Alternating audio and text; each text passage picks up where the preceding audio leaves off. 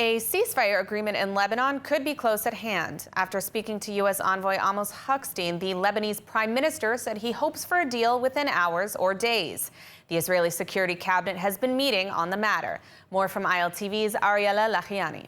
Mediators led by U.S. envoy Amos Hochstein are working on a proposal to end the fighting in the north without connection to the war going on in Gaza.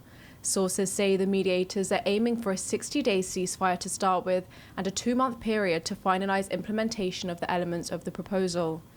Israel is seeking full implementation of UN Resolution 1701 from 2006 to keep Lebanon free of arms not under state control.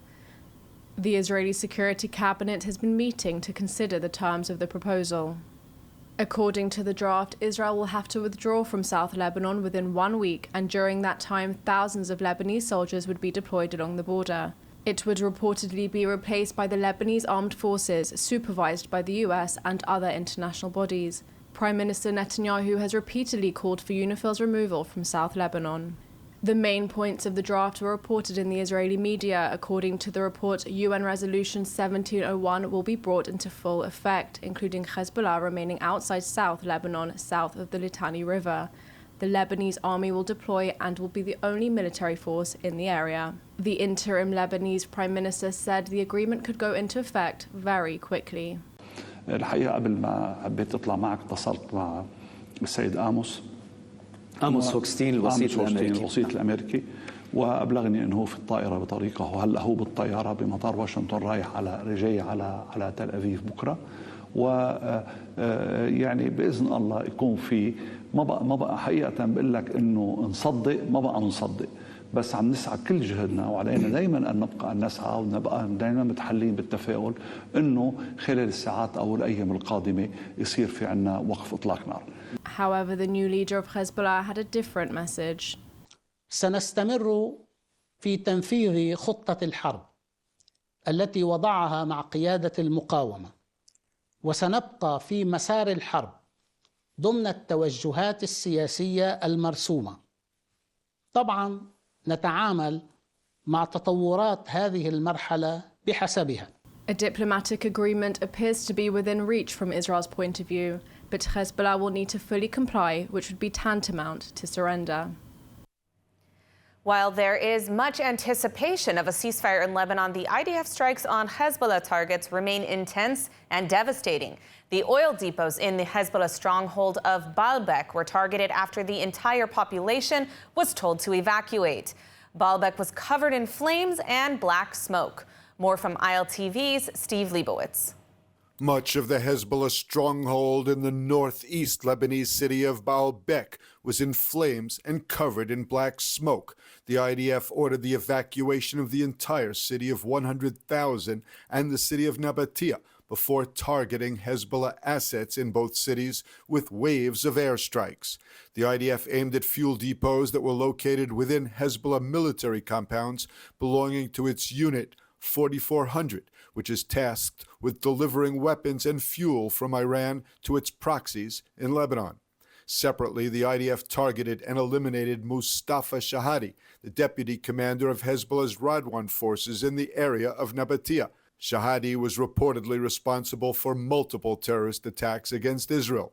Dozens of Radwan fighters have been targeted with drones as the IDF further degrades resistance fighters and its drone and missile firing capabilities. Diplomacy is at work, and the fighting could soon come to a halt. But until it does, the IDF is continuing to degrade Hezbollah capabilities in every way possible. This afternoon, a barrage of rockets struck the Krayot in northern Israel and killed 2 people. Earlier in the day, Metula took a direct hit. 5 people were killed and 1 injured in the strike on the upper Galilee town. Metula sits on the northern tip of Israeli territory, surrounded by Lebanon on 3 sides. The IDF believes that some 80% of Hezbollah capabilities have been destroyed or used, but they are still able to fire rockets and UAVs toward Israel, causing damages. Yesterday, heavy rocket fire injured 2 farm workers in northern Israel. The victims were rushed to the hospital and their lives are now out of danger. There was also a drone infiltration from an unexpected location. The UAV was brought down after crossing from Egyptian territory into Israel near Paran along the border. The drone was not filled with explosives, but carried 4 rifles and a pistol. It was unclear who sent the drone and to which planned destination. As Israel deliberates over the potential Lebanese ceasefire, here with us to discuss the next steps is Dr. Gerald Steinberg, CEO of NGO Monitor. Thank you for joining us, Gerald. To start, what is your take on this ceasefire proposal, and why should Israel believe Lebanese forces will suddenly enforce 1701 when they haven't for nearly 20 years? Excellent questions, difficult questions to answer. And I'm not sure that the conditions are there, but usually we see 2 elements that are necessary, either in combination or one very strongly, in order to go from a situation of war and conflict to maybe not a peace agreement, but some sort of significant ceasefire. One of those elements is mutual interest. Now, we don't have a shared interest at all between Israel and Hezbollah or Iran, but both sides are hurting. More the Iranian and Hezbollah side than Israel, but Israel's been at war for over a year. The casualties are increased. There is a definite interest in Israel to reach some sort of a agreement which will allow the objectives of the operation in Lebanon to be reached, and also allow Israel to be able to send a lot of the soldiers out and back home to their families. So we're getting to that point, I think. A lot of the goals of the operation against Hezbollah have been accomplished. A large part of their forces have been destroyed. The other option, the other element or dimension that's important in this is an outside power that's able to impose some sort of an agreement. Not necessarily because the 2 sides volunteer and are happy with it, but the United States is in that position much less than it has been in the past. This is not 1967 or 1973, where the U.S. could impose and say to both sides, that's it, you've got to stop fighting. But they do have some role, some leverage, particularly over Israel. So I think we're seeing an increase in both of those elements, and therefore it's possible. Israel rely on another round of international forces to enforce and implement the resolution from 2006 that ended that war, UN Security Council Resolution 1701. I think we have good reason to be skeptical about it. But from the reports, Israel is insisting on the ability to unilaterally act, to go in, to bomb, to attack. And we've seen how effective that is. So it's possible that some sort of agreement can be worked out. Now, from Hezbollah's perspective, this seems to be a total defeat. Why does the U.S. now think that Hezbollah would agree to such a thing? Well, because they've taken such great losses. And we're not really just talking about Hezbollah in Lebanon. We're talking about the Hezbollah is an Iranian proxy army. And Iran is also being pushed against the wall on a number of different fronts. The question is how much they're willing to risk, how much more they're willing to lose, and are they rational actors? Are they looking at the costs and benefits? If this is an emotional position for Iran and for the leaders that remain of Hezbollah, and don't forget that Israel has, let's say, neutralized many of the leaders of Hezbollah, both in terms of the military forces and also the main leaders like Nasrallah. So with the mounting losses, they may be in a position where they just want to stop and be able to preserve what they can preserve of their influence being thrown out of Lebanon. If Hezbollah is so badly defeated that they can no longer really control Lebanon, that's a huge defeat for the Iranian regime. So they want to avoid that if we're looking at a rational actor, and therefore we may be at that position where they're going to accept terms that they wouldn't have accepted a month or maybe even 2 weeks ago. And so touching on what you said, do you think that a ceasefire in Lebanon will matter if the Islamic regime in Iran is continuing to feed the problem? Well, let's look at short-term, medium-term, and long-term and not make this into a long academic discussion. But in the short term, Israel really is exhausted. And we have to get the troops out of Lebanon. We don't want to leave them there.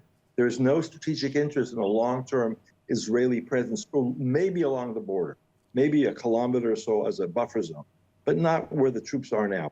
They've done their job. They've destroyed a lot of the underground tunnels, maybe all of them. They've destroyed and captured a lot of the weapons. And so therefore there's an interest in doing this, in reaching a stage where Israel can say, okay, let's now pull back in the short term. We have no guarantees in the long term, but we can try to create conditions that in the medium and long term mean we don't have to go back in 2 years or 5 years or 10 years. I think it's important to emphasize, particularly for foreigners, Europeans, who don't understand anything about what's going on here. Israel today is very different than Israel of before October 6th. Israel, the Israeli public, the Israeli military, the Israeli leadership, whoever that will be in future years, will not sit back and allow Hezbollah to rebuild this arsenal of 120,000, they say, rockets and missiles aimed at Israel and all the attack tunnels and this army that they had operating. That's not going to happen. We're not going to go back to the way we were up until October 6, 2023. And so therefore, I think in the longer term also, there is some, I would say, I don't want to be overly optimistic, but I would say that there is a scenario by which Israel could pull its troops out and have quiet, relative quiet on the border. Dr. Steinberg, we are unfortunately out of time, but I want to thank you for your analysis today. Thank you. And with just 5 days until the U.S. presidential election, one key Democratic constituency may be shifting its support to another candidate. ILTV's executive editor, Mayan Hoffman, has the details. America's largest Arab community appears to be shifting away from Democratic presidential nominee Kamala Harris, according to recent reports. Michigan, home to the nation's largest Arab American population, is a key battleground. With just 5 days until the polls open and the Arab vote set to be crucial, support for the Democrats has fallen sharply. In the previous election, President Joe Biden won Michigan with around 70% of the Arab vote.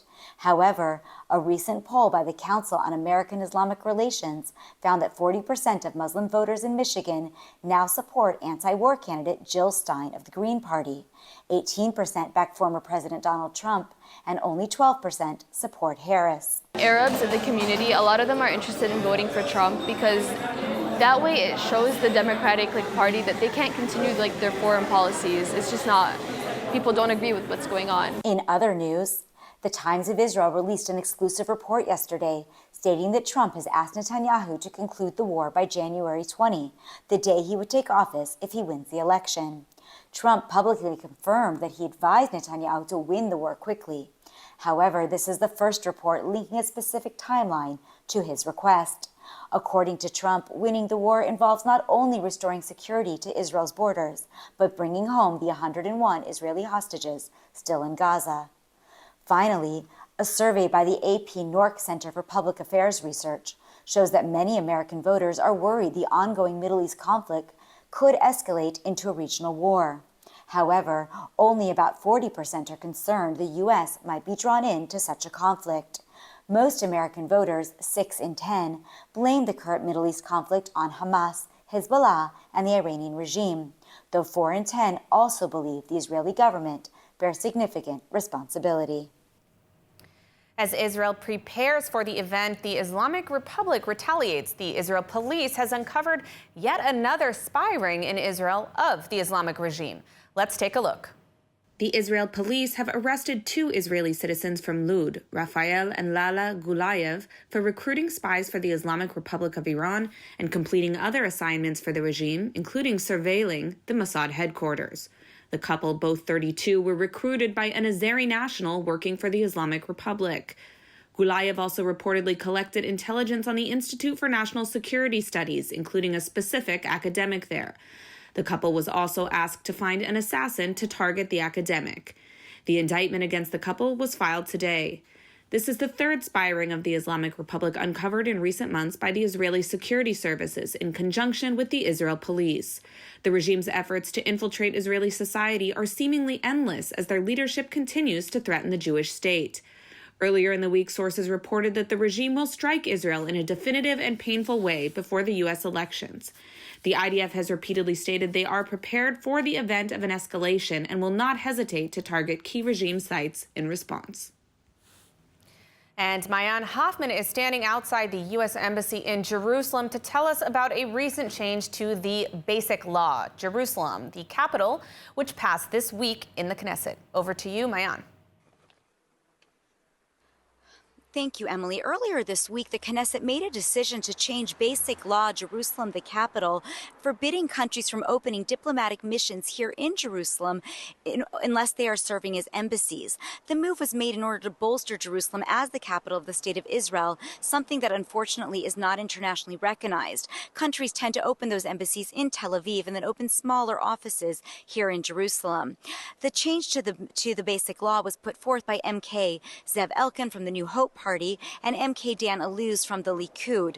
Currently, there are only 5 embassies that sit in Jerusalem. Those are Honduras, Guatemala, Kosovo, Papua New Guinea, and of course the United States.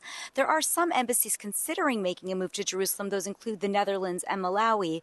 There might be others that we're just not aware of at this time. If you recall, the first embassy that moved to Jerusalem was in fact the United States Embassy. That was in 2018 under former U.S. President Donald Trump. Well, one of Israel's most beloved and decorated athletes is giving back to his country during this challenging time, traveling nationwide to meet with communities heavily impacted by the war both in the north and the south for a 4-day intensive. Peter Palchik, the 2-time Olympic medalist, will meet with Israelis in need to provide them with inspiration, resilience, and tools to overcome adversity using his background and experience as a professional athlete.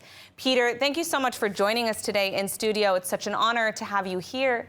To start, what inspired you to do this initiative? So first of all, thank you, Emily. And what inspired me, it's what I've been through this year. Is, besides everything happened, you know, we don't want to talk about that, of course, but I got through a lot of harassments, threat messages. I was probably the most threatened athlete in the whole Israeli delegation, and you know, it's all the protectors around me. Outside of the Olympic Village, inside the Olympic Village, it was very hard. Before that, even before that, there was a lot of anti-Semitic organizations, big propaganda against me to try to ban me from the Olympic Games. So besides all that as well, I had three big injuries. I had very, very difficult professional year. And after all that, I could able to win and to bring an Olympic first for the delegation, Olympic medal. And since then, every day I see people in the streets and everyone calls me hero. You are a hero, you brought us a light through all the darkness and, you know, et cetera, et cetera. And I don't feel like that. I feel the real heroes is the families that sacrificed and the soldiers, our beloved soldiers that fighting in both borders, and the children's that been through hell. Absolutely. So I wanted to give them back. I wanted to give them this light that they talk about through all this darkness and dark days we've been through. Are there any particular experiences that you've had whether in your meetings recently with soldiers or with refugees in the north or the south from the war? Any particular experiences that have really stood out for you? You know, I had a project with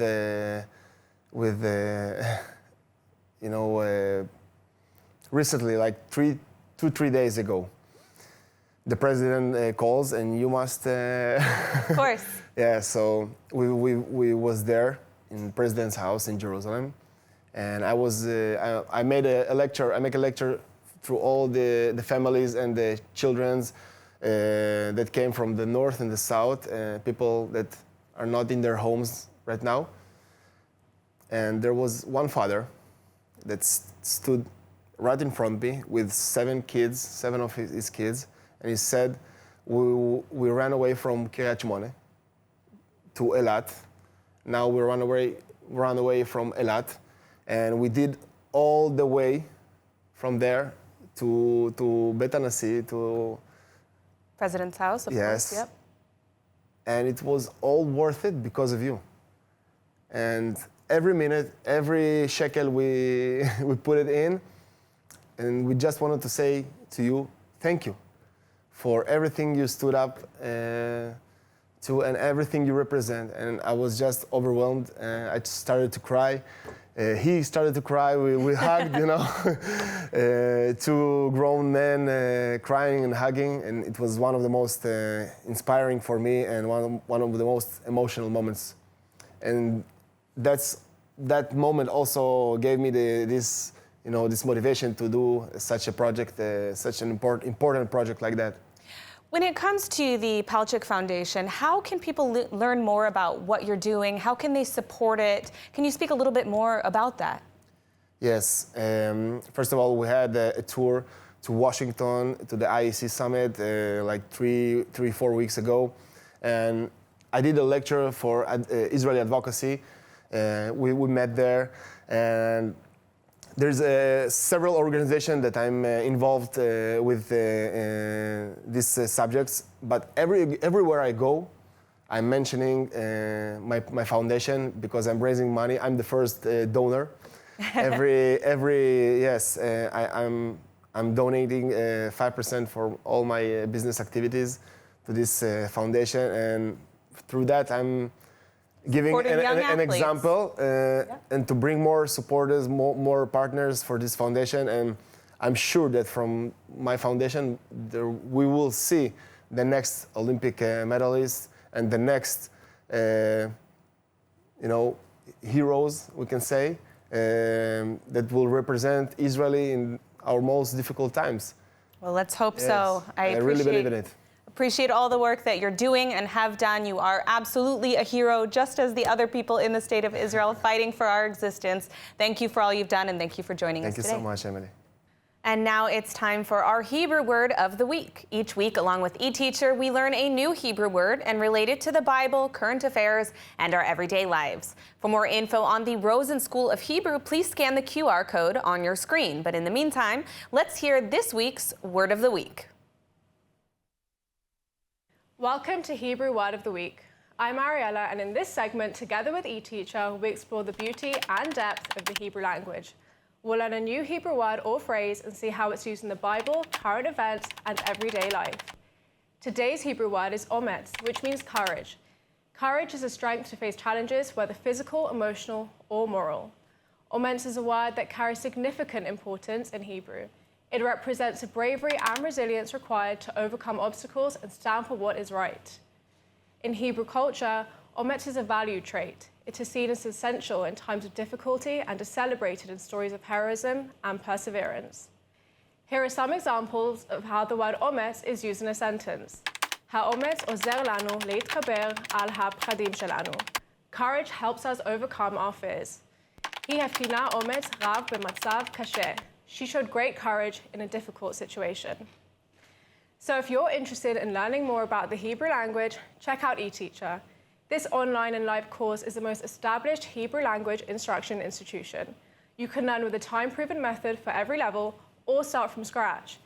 eTeacher offers dynamic online courses with live video lessons, weekly webinars, and ample support, allowing you to connect to a lively global community for an enriched learning experience.